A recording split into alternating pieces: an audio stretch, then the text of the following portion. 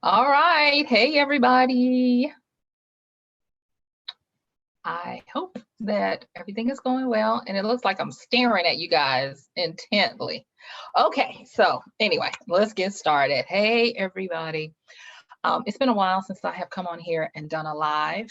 And so I wanted to come in and just kind of like talk to you guys and let you guys know some stuff. Yes, I'm touching my face. I forget, but I am at home and I am self-sheltering. I don't know if you guys are self-sheltering, but I have been doing a lot of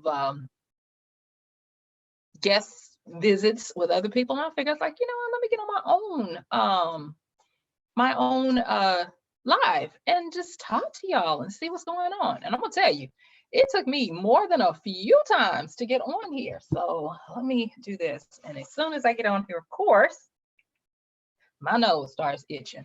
But anyway, okay. So um we have been going through some stuff and the news is coming out fast and furious and it's getting to be, what do you believe? What do you not believe? There are, of course, hoaxes and all this kind of stuff. So I wanted to kind of like talk to you all and hopefully help you to be able to make sense of this for yourselves, for others, and that kind of thing. And there are a few things that I wanted to talk to you about. Okay. And that is, and yes, I know it's like all of a sudden I get on here and my nose starts itching.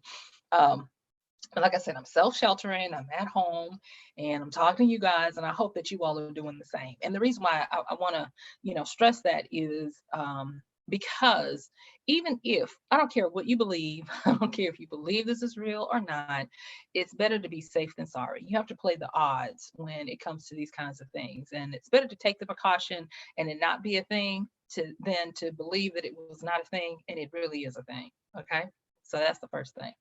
This is the next thing. I'm getting a lot of people blowing my phone up, emailing me, and asking me stuff. And I was like, let me like put out some of the more popular things that I'm getting asked about and people are wanting to talk about. So the first thing is vetting. How do you know what's true, what's hearsay, and all of that? At this particular time, we are in the time of swift misinformation. And I'm going to say, if things are coming out fast and furious, and it doesn't matter who they seem to come from, what I want you to do is I want you to go to the as direct sources as possible. And I am talking about past the media. Go to the CDC sites, go to the Surgeon General site, go to those particular areas so that you'll be able to get as close to the correct information as possible and still understand that that is going to change too. So no matter what, if you are wanting to find out about stimulus packages, getting asked back. If you're wanting to talk about sheltering and keeping up with everything, go to those websites first because guess who else is going to those websites?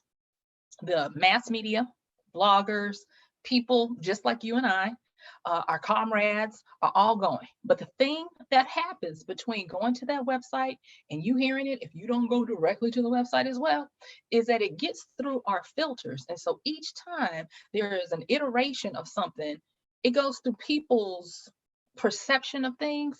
And thus, more stuff gets put in, more interpretations get put in. And it's not where people are deliberately wanting to spread misinformation as much as it is where people are taking what they see and then filtering it through their own minds. And then they are making it where they are trying to give it to you as best as possible. Because, like, even what I'm saying is the same thing, go to the as close to the source as possible to get an understanding. And I hate to say it, but vet everything. Check it out. My granddaddy said, "In God we trust. Everybody else we check out." Check this stuff out. Do not be caught unawares out here thinking that you're getting the real deal when at best you're getting folklore and hearsay and misinformation. So that's the first thing I'm going to say. The next thing is opportunities. Now, I talked about this on my podcast, and if you are not familiar, I have a daily, I'm talking about 7 days a week. I have a daily podcast where I talk about different little insights, wisdoms, and ways of looking at things to try to help you live a better life. It's geared towards you as an individual so that you'll be able to strengthen your ability to think for yourself and your ability to make wise moves.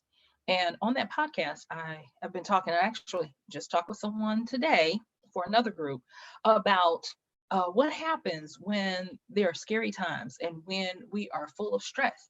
And I want you to understand that no one is exempt from this. And however it is that you are processing is how you process. But I want to help you to get a little bit something more on that. And so I'm not gonna be like teaching at you, but I'm just going to give you these little things. You can do what it is, do whatever it is you want. But I want you to be able to make sense of what's happening to you.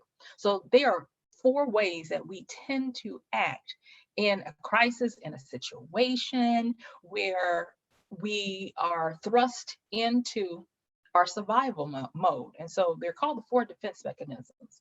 And so you're probably familiar with some of them. Okay, but these are fight, flight, fright, and fawn. FAWN for the last one. And the first 3 are what normally happens instantly, depending on the situation you're in and depending on how you interpret your environment. Some people, when you frighten them or startle them or they get on the defense or they're stressed, they come out fighting. Whereas there are some people, you do that to them and they take off. Then there are other people, you do that to them and they freeze up. So that's going to be the fight, flight, and fright situation. But then there are some people that, yes, when it initially happens, they immediately fawn, meaning they try to placate you and negotiate with you. But I will tell you this, that when you have people that have been in a sustained situation of high stress and high threat to their survival, it becomes a coping mechanism where you have this fawning. And this fawning is where you start to see people trying to talk their way out of things, trying to placate you, get on your good side, or even when you see opportunity. Think about when you go to certain places, and I don't like to call anything a first or a third.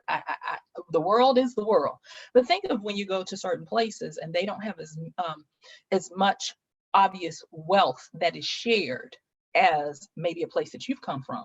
You'll notice that you have everyone from children to the adults trying to find opportunities to either get you to pay them or to separate you from your income, from your money.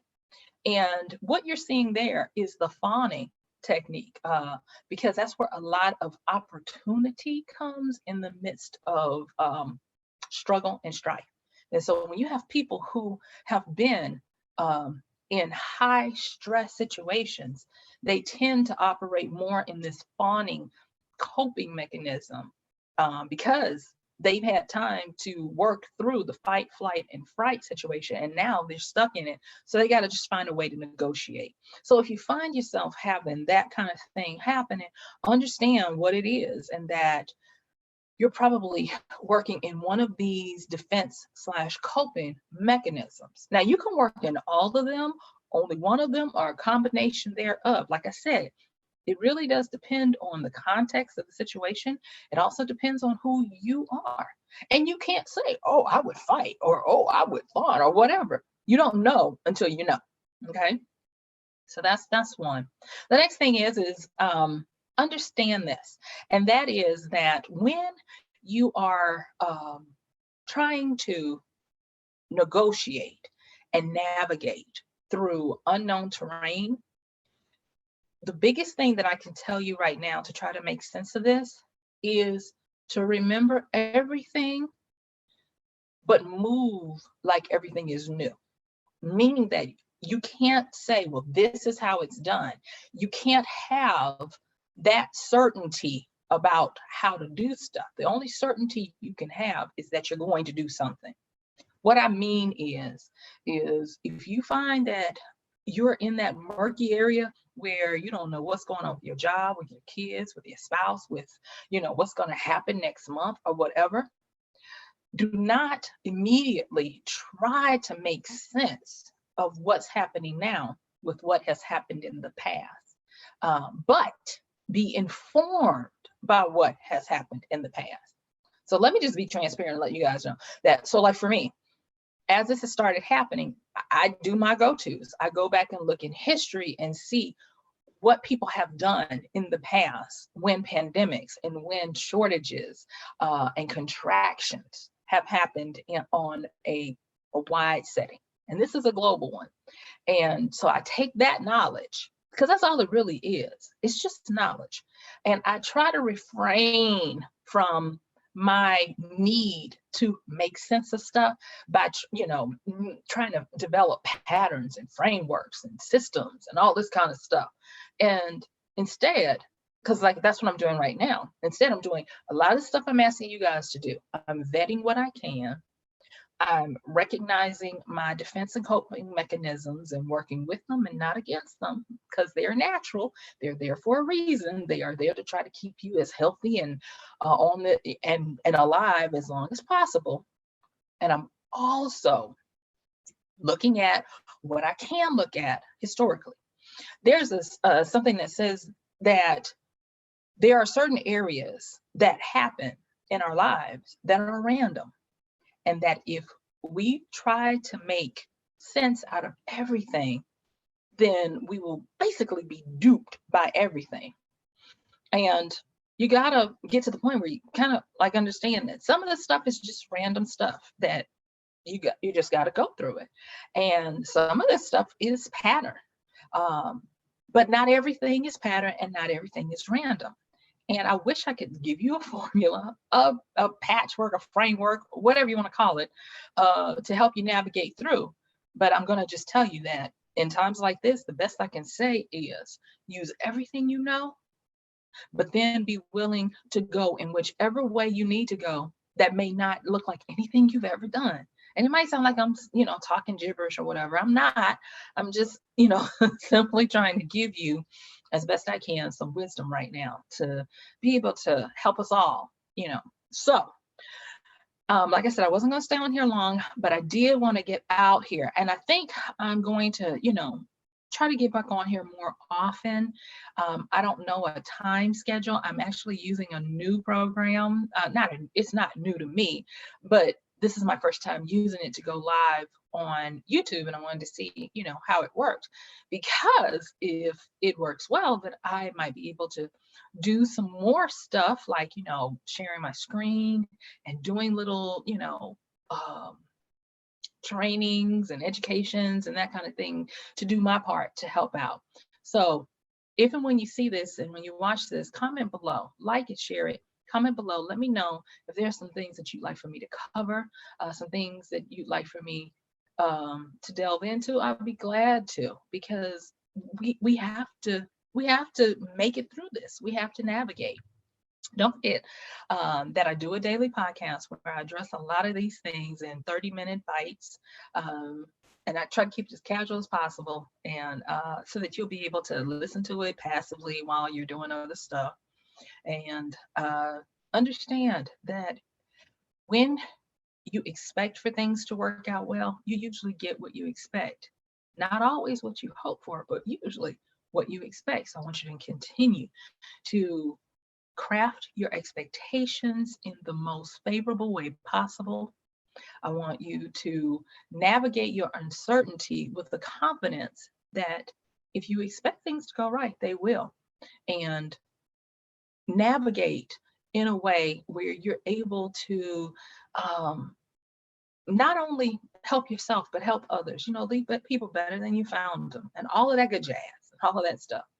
And so it seems like I'm talking to the void right now, and possibly somebody will watch this in the near future, or maybe in the future. And if you're watching, not if, you, I just want you to know that everything is okay. Everything works out. No matter what it might look like, don't look at the boogeyman. I want you to look at what you know that you know, because what you know is what is the answer. And what I mean by that is that if you know that you are more than a survivor, you are a thriver. If you know that you have life within you, there are things you want to get done, you will succeed. You will thrive. You will not die. You will not uh, decline. You'll be okay.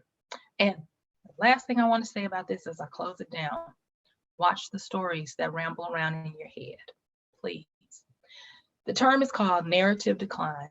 And what it says is that when unchecked, when your life doesn't ocularly look like in the real time, it doesn't look like what you want, be careful that you don't let what you see dictate what you tell yourself or what is allowed to be formed unchecked up here. Be careful. Always be checking that internal editor that's in your head, constructing the stories, because the narratives that you tell yourself influence the future stories you tell yourself. If you tell yourself, oh, it's lack all the way around and nobody is doing anything, that is going to be the reality that you start to see and occupy.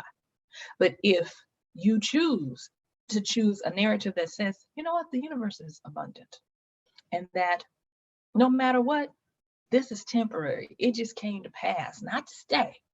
And that I'll make it through and everybody will make it through and everything will be fine. Guess what? That is the reality that you will live in as well. They have actual studies from two important times in the United States history where they looked at the general consensus of people. And so in the Great Depression, and then they looked at 2007 to 2009 when we had a Great Recession. And what they found was those people and those communities who allowed the stories of the nation's decline or whatever to run amok without being mindful to watch what they thought and to avoid stinking thinking at all costs, they stayed in those depressions and recessions longer than those who had a can-do attitude, had an optimistic spirit, and who aggressively even monitored, changed, updated, and rewrote, if you will, the stories that rambled around in their heads, because they understood how powerful it is to make sure that your narrative, your story, that your story never declines, that it is always bright, optimistic, and full of not only hope, but great expectation. So that's what I really kind of want to leave you with. Watch the stories, watch the thinking, watch what you think, what you start to believe, and understand that beliefs are made to be evolved and changed. They're made to be flexible. You can change your belief, and that belief can be changed to support or hinder what happens to you and for you. So be mindful, watch the stories that you tell, and vet. Don't take everything at face value. Be diligent. Make sure that you update and keep your expectations bright, hopeful, and believe that they're obtainable. So that's what I wanted to say today. I'm gonna try. I'm not gonna make no promises. I'm gonna try to get on here more often and do these so that we can just talk and we can be here. Now I'm not gonna promise that I can do it every day because y'all, I'm gonna tell you, doing my hair, that's yeah. So, but I don't want that to be something that really stops me from coming and talking with you, because we do have to make sense of our times. These are gracious times because they are full of action, they're full of hope, and they're full of nothing we've ever seen before. And that's quite exciting. And so I just want you to understand that everything is fine. Everything tends to work out, and this is going to work out. Are you with me? All right, great. So I'm gonna see you later. Thank you so much. I hope I know how to do this, and thank you. Bye.